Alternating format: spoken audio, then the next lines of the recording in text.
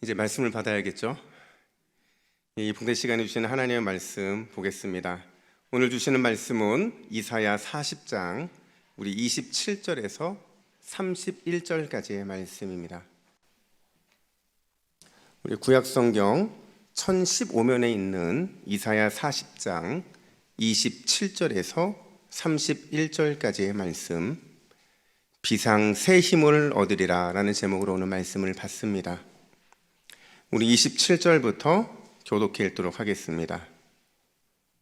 야곱아 어찌하여 내가 말하며 이스라엘아 내가 이르기를 내 길은 여호와께 숨겨졌으며 내 송사는 내 하나님에게서 벗어난다 하느냐.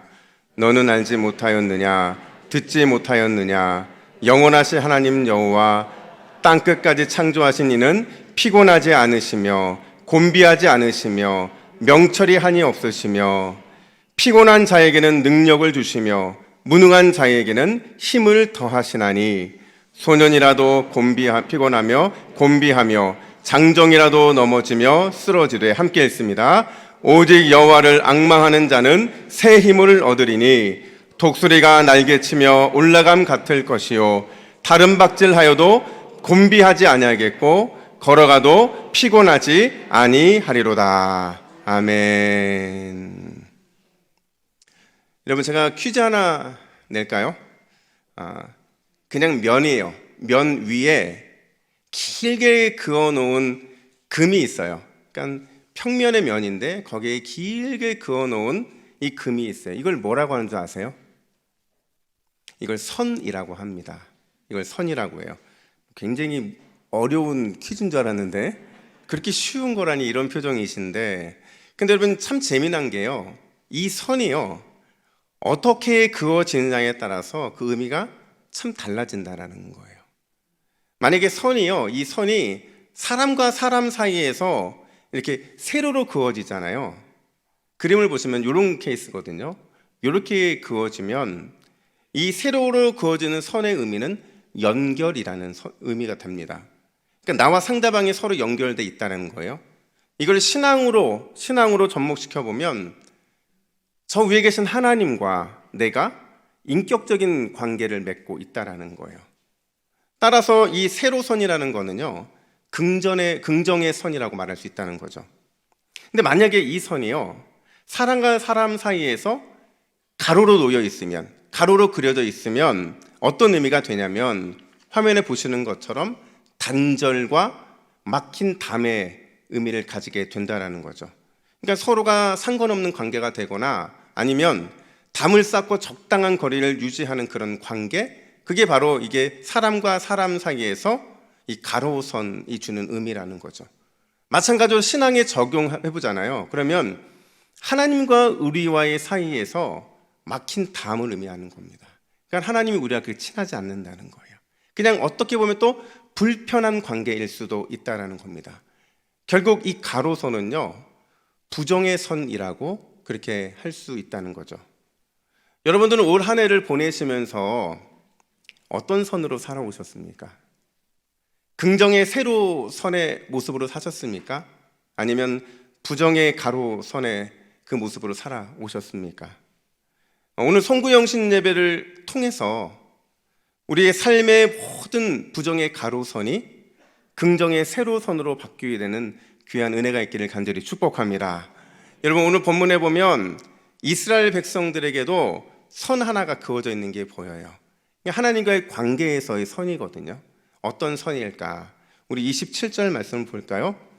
27절 같이 있습니다. 시작. 야곱아 어찌하여 내가 말하며 이스라엘아 내가 이르기를 내 길은 여호와께 숨겨졌으며 내 송사는 내 하나님에게서 벗어난다 하느냐. 아멘. 어찌하여 이렇게 시작을 하거든요. 여러분, 좋은 의미일까요? 나쁜 의미일까요? 보통 어찌하여라는 것은요, 긍정의 의미를 할 때는 이런 방법은, 이런 표현을 쓰지 않는다는 거예요. 게다가 내가 말하며 내가 이르기를 이라는 이 표현이요, 이 문맥 속에서 제가 한번 해석을 해봤어요. 과연 어떤 의미일까? 내가 말하며 내가 이르기를, 이거를 좀 다시 한번 문맥에서 해석을 해보며 왜 불평하며 왜 투덜대느냐, 지금 이렇게 말을 하고 있는 거죠. 그러니까 이 표현들만 놓고 본다고 한다면 하나님을 향한 이스라엘 백성들의 이 마음의 선이 여러분 가로선일까요? 세로선일까요? 예. 가로선일까요? 세로선일까요? 가로선이죠. 그러니까 단절과 벽을 상징하는 이 가로선이 그어져 있는 거예요. 도대체 왜 이스라엘 백성들은 하나님을 향해서 이 가로선, 부정의 선을 긋고 있는 것일까? 좀 전에 읽었던 27절에 보면 두 개의 질문이 그 이유를 설명하고 있는데 그 이유가 뭐냐면 왜 내 길이 여호와께 숨겨져야 합니까? 왜 내 송사가 하나님에게서 벗어나야 합니까? 바로 이거거든요. 이 말 역시 좀 해석이 좀 필요한데 여기서 말하는 길이라는 것은 인생이에요, 여러분. 우리가 살아오는 그 인생을 길이라고 말하는 거고 여기서 송사라는 게 뭐예요? 억울한 일에 대한 호소잖아요. 그러니까 지금 이거를 좀 몇 번 더 해석해 보면 하나님을 향해서 이렇게 이스라엘 백성들이 묻고 있는 거예요. 하나님, 나를 잊으신 겁니까? 왜 나에게 무관심한 그런 모습을 보이시는 겁니까? 이렇게 묻고 있는 거라는 거죠. 여러분, 사실 이스라엘 백성들이 당시에 아주 깊은 이런 낙심과 시리에 빠져 있는 상태였거든요. 그들의 상태가 굉장히 말이 안 됐어요. 그 시리와 낙심이 얼마나 심각했는지 우리가 오늘 읽었던 29절부터 31절의 내용을 보면 피곤하다, 무기력하다, 지친다 이런 표현들이 여러 번 반복해서 등장하고 있어요. 그러니까 뭔가 마음이 완전히 낙심되고 무너져 있다는 거거든요. 상한 심령의 상태, 상한 육신의 상태, 그 모습이 바로 오늘 이스라엘 백성들이 이 본문에서 말하고 있는 그 모습이었다라는 거예요. 여러분, 우리가 살다 보면 그럴 때가 있잖아요. 속상한 일이 발생해요.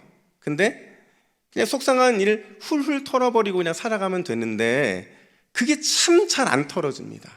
마음이 다운되고요. 그리고 의욕도 없어지고 그러다 보면 점점 뭐만 생기는 줄 아세요? 짜증만 생깁니다. 그래서 가끔 제가 저희 성도님들을 볼 때에 정말 가끔입니다. 아주 가뭄에 콩나듯이 아주 가끔 볼 때에 어떤 성도님들을 보면 얼굴에 짜증 써 있는 분들이 계세요. 정말이에요. 그런 분들이 계시면 제가 환하게 웃고 인사할까요? 도망칠까요? 그때마다 달라요. 환하게 웃을 때도 있고 또 이건 내가 감당 못하겠다 싶으면 도망가기도 하고 그러는데 문제는 뭐냐면 이렇게 자꾸 짜증이 나다 보면 나도 모르게 영적인 침체가 찾아온다는 거죠. 분명히 문제의 시작은 나로부터 시작이 됐는데 그 문제가 어디로 발달하냐면 하나님과 나 사이에 이 가로선이 그어지는 것으로 발전할 때가 있다는 거죠. 이게 바로 오늘 본문의 이스라엘 백성들의 마음이었다라는 거예요. 19세기 최고의 설교가 중 한 사람인 찰스 스펄전이라는 목사님이 계세요. 여러분 이름 들어보셨죠? 스펄전 목사님 얘기 많이 들어보셨죠? 이 목사님이요 위대한 설교자였는데 심각한 우울증에 시달렸다고 그래요. 그것도 뭐 한 1년, 2년 시달린 게 아니고 정말 아주 오랜 세월 동안에 심각한 우울증에 시달렸는데 그 이유가 뭐냐면 통풍 때문이라는 거죠. 통풍 때문에. 모르겠어요. 저는 통풍을 경험을 안 해봐서 이 통풍이 얼마나 힘든 건지 얼마나 고통스러운 건지 잘 모르겠어요. 근데 이 고통이 얼마나 강렬했는지 이 스펄전 목사님이 24살 때부터 통풍이 시달렸거든요. 근데 일기에다 그렇게 씁니다. 뭐라고 쓰냐면 나의 영혼은 너무 깊이 가라앉았고 나는 어린아이처럼 몇 시간 계속해서 울기만 했다. 위대한 설교자였잖아요. 당대 시대를 뒤흔들 만한 설교자였는데 그 역시도 이 통풍 하나 때문에 심각한 우울증에 시달렸다고요. 근데 더 큰 문제는 뭐냐면요. 여러분 목사님이 기도했을까요? 기도 안 했을까요? 당연히 기도했죠. 기도하고 또 기도하고 아무리 하나님께 치료를 구하고 은혜를 구해도 응답이 없는 거예요. 통풍이 좀 치료되면 간증도 했으면 좋겠고 통풍이 좀 치료되면 더 하나님께 충성하고 싶었는데 그냥 해결되지 않는 거예요. 그러다 보니까 마음이 자꾸 낙심이 되고, 낙심이 거듭되니까 그게 마음의 질병인 우울증까지 찾아오게 된 거였다는 거죠.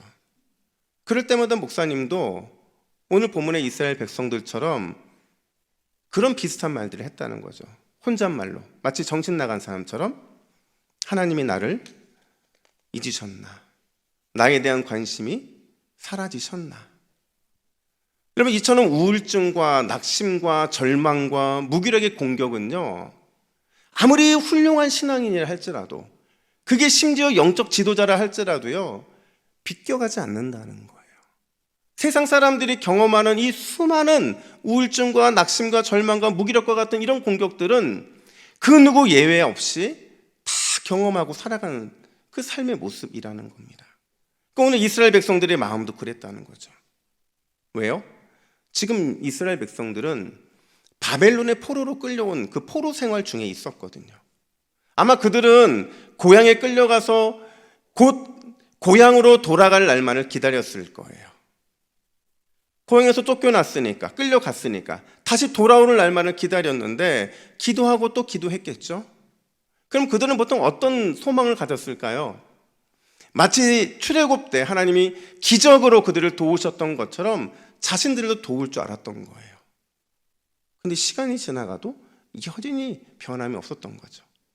참고 인내하면서 어떻게든 지쳐가는 이 포로 생활을 신앙의 힘으로 좀 이기고 싶었는데 그게 참 힘들었던 거죠. 왜요? 하나님께 돌아오는 게 뭐였냐면 그분의 무반응이었어요. 그 어떤 반응도 하지 않으시는 무반응이 하나님이 그들에게 주신 응답이었다라는 겁니다. 그러니까 그들의 입장에서는 하나님의 속을 알 수가 없는 거예요. 그분의 계획이 뭔지, 그분이 어떤 뜻을 갖고 계신지, 그분이 어떻게 일하실지에 대해서 그 짐작도 할 수 없는 답답함을 누리고 있던 게 바로 그 당시 이스라엘 백성들이었다는 거예요.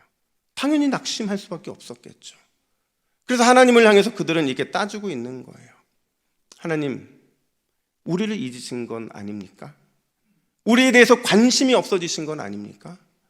도대체 왜 우리에 대해서 무반응으로 대응하시는 겁니까? 근데 여러분, 사실 굉장히 오늘 보면 굉장히 놀라운 이야기인데요.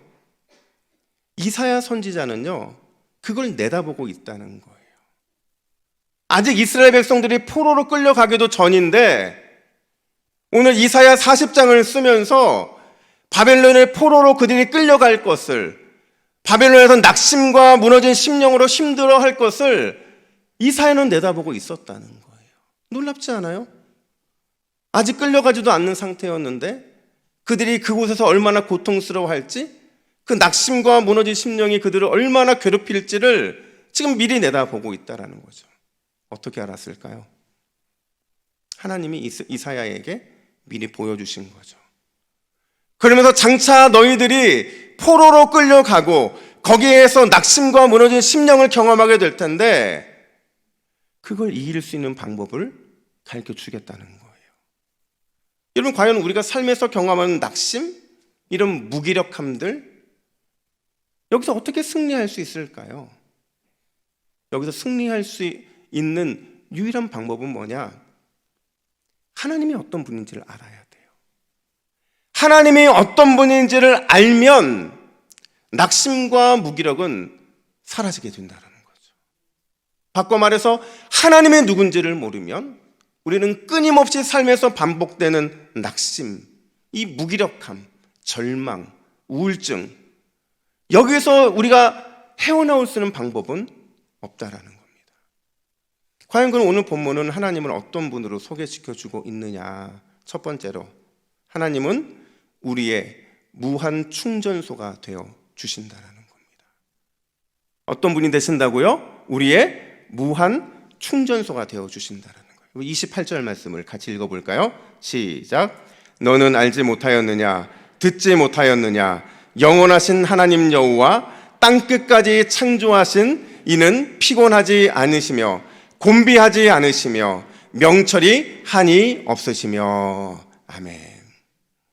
이사야 선지자는요, 오랜 포로 생활로 인해 무기력과 또 낙심에 빠져 있던 이스라엘 백성들을 향해서 이렇게 반문하는 거예요. 너희도 그렇게도 모르겠니? 그렇게도 말했는데 그렇게도 알아듣지 못한단 말이니? 메시지 성경의 번역을 제가 설명을 한 겁니다. 답답하다는 거죠. 도대체 왜 모르냐는 거예요. 여러분 생각해 보세요. 이스라엘 백성들이 오해하는 것처럼 우리 하나님이 자기 백성에 대해서 관심이 없으신 분입니까? 이스라엘 백성들이 오해하고 있는 것처럼 하나님이 자기 백성을 자꾸 깜빡깜빡 잊어버리시는 분이십니까? 감정에 따라서 이랬다 저랬다 하시는 그런 분이십니까? 우리 하나님이? 아니잖아요. 절대 그런 분이 아니시잖아요. 오히려 하나님은 우리를 향해서 끝없는 관심을 보여주시는 분인 줄로 믿습니다. 한결같은 사랑, 그 한결같은 사랑으로 우리를 품어주시는 분이시고 변함없이 언제나 우리를 만나주시는 분이시잖아요. 그래서 이사야 선지자는 하나님에 대해서 뭐라고 정의하느냐? 우리 하나님은 영원하시고 늘 힘이 솟구치셔서 피곤도 모른 채 온 세상을 창조하신 능력의 하나님이시다, 이렇게 말하고 있는 거예요. 우리 하나님이 그런 분이신데 왜 정작 그 혜택을 가장 많이 받고 산 이스라엘 백성들이 그걸 모르고 살아가느냐 하는 겁니다. 마찬가지로 그걸 가장 많이 누리고 사는 우리 믿는 자들이 왜 그걸 모르고 살아가느냐, 그 말을 지금 이사야 선지자는 하고 있는 거예요. 그러면서 이사야가 우리가 삶에서 누려야 할 하나님이 진정 어떤 능력의 하나님이신지에 대해서 이렇게 설명하는데 29절 말씀입니다. 같이 읽습니다. 피곤한 자에게는 능력을 주시며 무능한 자에게는 힘을 더하시나니. 할렐루야. 여러분, 피곤하다는 게 뭐예요? 삶에 지쳐있다는 거잖아요. 찌들어 있다는 거예요. 그럼 무능하다는 건 뭐예요? 약해서 힘이 하나도 없다는 거예요. 이렇게 삶에 지쳐있고 또 약해서 힘이 없는 우리를 어떻게 해주시겠다고 약속하시냐? 날마다 능력을 주시고 필요할 때마다 힘을 채워주신다, 재충전해 주신다는 거죠. 근데 중요한 게 있는데 뭐냐면 여기서 주신다, 더하신다는 이 동사가요, 여러분, 우리가 필요할 때 단 한 번 찔끔 주시고 우리가 원할 때 맛배기만 보여주시고 이렇게 보여주시겠다는 의미가 아니에요. 계속해서 지속적으로 너희가 필요하면 내가 넘치도록 공급해 줄 거야, 이 말을 하고 계신다라는 거예요. 왜요? 하나님 자체가 그런 분이시거든요. 무한하신 분이시잖아요. 충만하신 분이잖아요. 우리가 믿는 하나님이 무한하시고 충만하신데 도대체 우리가 뭘 믿고 뭘 바라보고 살아가고 있느냐라는 거죠. 여러분, 2022년도에도 우리 하나님은 우리 교회, 그리고 우리 가정, 그리고 우리 각자의 삶에 무한 충전소가 되어 주실 줄로 믿습니다. 20세기 초에요, 아주 재미난 사건 하나가 발생을 해요. 그러니까 1919년도인데 이게 이제 파리에서 평화 회담이 열리게 되는데 그 당시에 이제 아랍 대표들이 이 파리에 오게 됩니다. 파리의 가장 좋은 호텔에 묵으면서 뭐 언제 경험해 보겠어요. 파리 이곳저곳을 관광하게 되는데 에펠탑도 가고요, 개선문도 가고, 루브르 박물관도 방문하고, 베르사유 궁전도 다 방문을 해요. 명소는 다 봐요. 근데 이 아랍 사람들의 가장 좋아했던 곳이 어딘 줄 아세요? 호텔 목욕탕이었대요. 재밌죠? 그들이 에펠탑을 가도, 개선문을 봐도, 루브르 박물관을 가도, 베르사유 궁전에 가도 그들의 마음은 속히 숙소에 가서 호텔 목욕탕에 몸을 담그는 게 그렇게 간절히 소망되었다는 거죠. 사실 그도 그럴 것이에요. 여러분, 물이요, 이 사막에서 얼마나 귀해요. 근데 그 목욕탕에 갔더니 그들의 나라에서 쉽게 볼 수 없는 게 있었어요. 그게 뭔지 아세요? 수도꼭지였어요. 이것만 트니까 여기서 물이 막 쫙 나오기 시작하는 거예요. 그럼 그 수도꼭지만 보면서 물 틀고 물 끼얹으면서 그렇게 그 시간을 보냈다라는 거죠. 이제 회담도 다 끝나고 시간이 지나서 돌아갈 아침이 돼요. 갑자기 호텔에 난리가 난 거예요. 왜 난리가 났냐면 이 아랍 대표들이 목욕탕에 수도꼭지를 다 떼고 있는 거예요. 근데 이제 빼집니까? 근데 어떻게든 힘을 써서 빼고 있는 거예요. 그러니까 거기에 있던 한 사람이 물어요. 아니 도대체 왜 이 수도꼭지에 집착하는 거냐고. 그랬더니 그중 한 사람이 뭐라고 대답하는 줄 아세요? 물이 없는 우리 사막에 이 수도꼭지만 틀면 물이 펑펑 쏟아질 텐데 이것만 주면 안 되냐고. 이것만 주면 안 되냐고. 잘못 알았던 거죠. 이런 물이요, 수도꼭지 때문에 나오는 겁니까? 물의 근원 때문에 나오는 겁니까? 물의 근원 때문에 나오는 거예요. 근데 이 아랍 사람들의 모습이 우리의 모습일 수도 있다라는 거예요. 우리 인생에 예수 그리스도라고 하는 무한한 충전소가 있음에도 불구하고 우리가 엉뚱한 곳에서 또 엉뚱한 방법으로 각자의 인생을 충전하라고 하잖아요. 그래서 예레미야 선지자가 뭐라고 경고를 하냐면 예레미야 2장 13절 말씀이에요. 우리 화면 보시고 같이 읽습니다. 시작. 내 백성이 두 가지 악을 행하였나니 곧 그들이 생수의 근원되는 나를 버린 것과 스스로 웅덩이를 판 것인데 그것은 그 물을 가두지 못할 터진 웅덩이들이니라. 여러분, 예레미야 선지자가 뭐라고 얘기해요? 우리가 무한한 충전소이신 이 예수 그리스도가 아니라 다른 것을 통해서 우리 인생을 충전하는 걸 뭐라고 한다고요? 악이라고 한다는 거예요. 죄라는 겁니다. 그 죄를 왜 짓고 살아가느냐 하는 거예요. 다시 말씀드립니다. 여러분, 우리 하나님은요, 무한하신 분이세요. 충만하신 분이세요. 너무 충만하고 무한하신데 옆 사람에게 양보할 겁니까? 아니에요. 나눴어도 늘 충만한 채로 채워지신 게 우리의 무한 충전소이신 예수님이시라는 거예요. 여러분, 2022년도 능력의 하나님으로부터 위로와 새 힘을 날마다 무한대로 충전받는 저와 여러분 되기를 간절히 축복합니다. 여러분, 이 사실은 아는 사람만 쓸 수 있는 거예요. 아는 사람만이 무한대로 충전받을 수 있는 특혜와 은혜를 누릴 수 있다는 겁니다. 올해 그걸 못 누렸다면 내년에는 누려야겠죠. 그러면 하나님이 우리가 악이 아니라 선한 도구로 쓰임받고 있다는 사실에 칭찬하실 줄로 믿습니다. 그 칭찬을 바라보면서 무한대로 충전받아 주님께 더 큰 은혜를 구하는 우리 믿음의 동부교회 가족들 되기를 예수님의 이름으로 축복합니다. 뿐만 아니라 두 번째로 하나님이 어떤 분이냐? 여호와를 앙망하는 자에게 넘치는 새 힘을 주시는 분이다, 이렇게 말을 해요. 여호와를 앙망하는 자에게 넘치는 새 힘을 주신대요. 우리 31절 말씀을 함께 읽습니다. 시작. 오직 여호와를 앙망하는 자는 새 힘을 얻으리니 독수리가 날개치며 올라감 같을 것이요 다른 박질하여도 곤비하지 아니하겠고 걸어가도 피곤하지 아니하리로다. 할렐루야. 여러분, 앙망한다는 게 뭐예요? 앙망한다. 이 앙망한다는 걸 좀 쉽게 표현하면 이런 거예요. 전적으로 신뢰한다는 거예요. 전적으로 신뢰하기 때문에 인내하며 바라보며 기다린다는 거예요. 하늘을 바라보며 인내하며 기다릴 수 있다는 겁니다. 그렇다면 여러분, 여호와 하나님을 전적으로 신뢰하고 그분을 기다리며 인내할 때 우리에게 어떤 축복이 임하느냐? 이사야 선지자가 뭐라고 말해요? 새 힘을 얻게 된다, 이렇게 말해요. 새 힘을 얻게 된다는 거예요.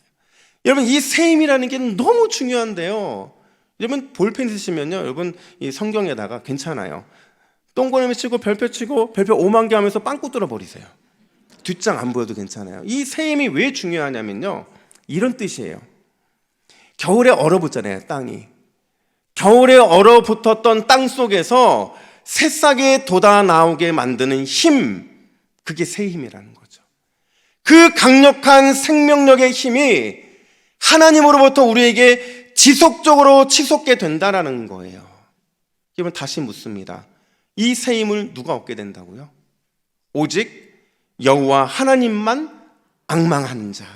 다시 말하면 전적으로 여호와를 신뢰하고 그분만을 기다리며 바라보며 인내하는 사람이 바로 주님이 주시는 이 생명력 넘치는, 이 지속적으로 넘치는 이 귀한 새 힘을 얻게 된다는 겁니다. 다시 한번 강조해요. 독수리가 강력한 날갯짓을 하며 피상하는 것처럼 그런 강력한 힘이 여호와를 앙망하는 사람에게 날마다 때마다 일마다 임하게 될 줄로 믿습니다. 근데 이게 여러분 다 알아요. 근데 우리가 이걸 하려면 뭐 하나를 좀 풀어야 되는데, 숙제거든요. 어떤 숙제를 풀어야 되냐면 힘 빼는 거예요. 힘 빼는 거. 그냥 우리의 인생에 힘을 쫙 빼야 돼요. 내 생각의 힘도 빼야 되고요, 내 경험의 힘도 빼야 되고요, 내 의지의 힘도 빼야 되고요, 심지어 내 감정의 힘까지 다 빼야 돼요. 마치 힘이 없는 사람처럼 모든 힘을 빼야 돼요. 그래야 하나님으로부터 강력한 새 힘이 내게 임하는 겁니다. 내가 혈기왕성한데, 내가 힘이 넘치는데, 의욕이 넘치고 내가 내 힘과 내 뜻대로 다 할 수 있다고 생각이 되는데, 그 하나님의 강력한 힘이 내게 어떻게 들어오겠냐고요. 내 힘을 좀 빼야, 내 힘을 좀 완전히 내려놔야 강력한 새 힘이 하나님으로부터 우리에게 부어질 거 아니겠냐는 거죠. 우리 다 경험해봤잖아요. 우리가 삶에서 지난 2021년 1년 내내 경험했던 지치고 낙담하고 무기력해지고 절망하게 되는 이 모든 게 뭐 때문에 그랬어요? 다른 사람 탓할 게 없어요. 다른 문제 탓할 게 없다고요. 다 내 힘으로 했기 때문에 이런 일들이 발생한 거예요. 내 힘으로 하려고 하다 보니까 지치게 되고, 내 힘으로 하려다 보니까 낙심하게 되고, 내 힘으로 하려던 이 낙심이 반복되다 보니까 너무 무기력해진 거예요. 절망하게 되는 거죠. 여러분, 내년에 대한 기대감이 있습니까? 이제 4분 있으면 2021년 다 지나고 2022년도가 되는 겁니다. 근데 여전히 우리에게 소망이 느껴지지 않는 것은 우리가 내 힘으로 지금도 살고 있기 때문에 그렇다는 거예요. 여러분, 내 힘을 다 빼고 전적으로 하나님만 신뢰하고 인내로 기다리면 우리의 연약함과 피곤함은 반드시 하나님의 강함과 능함으로 새 힘을 얻게 되는 줄로 믿습니다. 새 힘의 삶으로 변화될 수 있다라는 거예요. 여러분, 제가 연예인을 좀 알아요. 근데 연예인 중에서 K-팝 스타라는 오디션 프로가 있었어요. 근데 거기 시즌 1에서 우승한 자매님이 한 분 계세요. 이름이 누군지 아세요?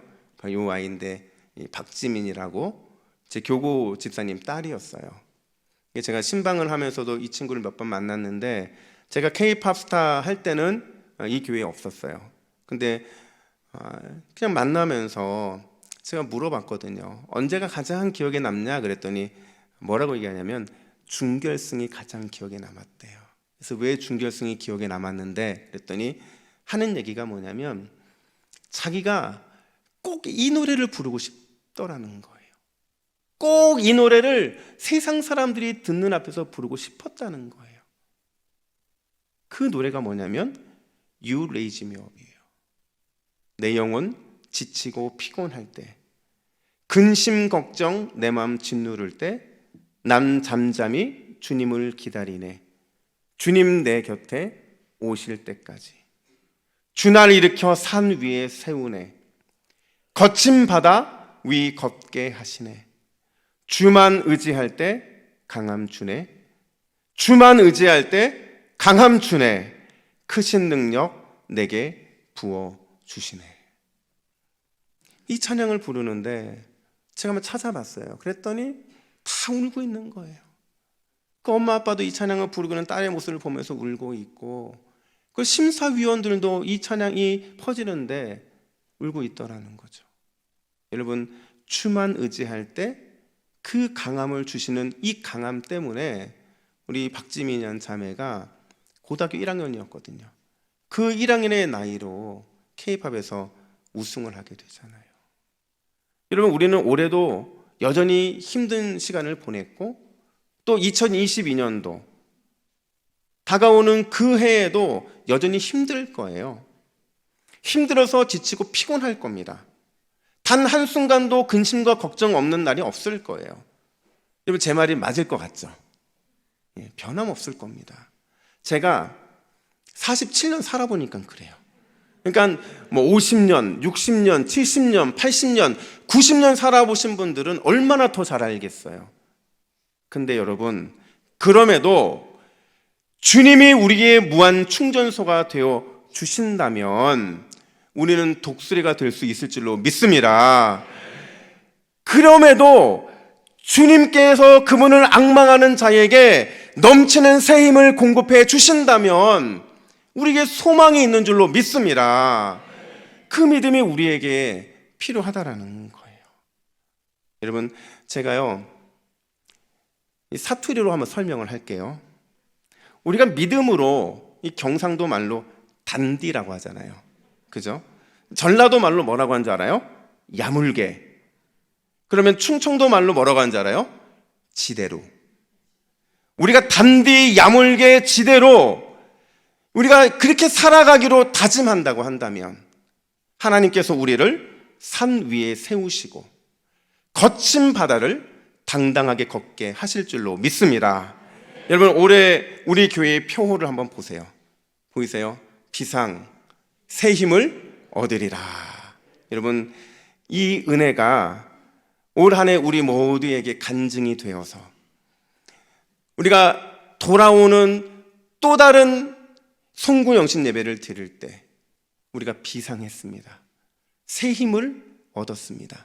이런 간증을 하는 저와 여러분 되기를 예수님의 이름으로 축복합니다. 아멘.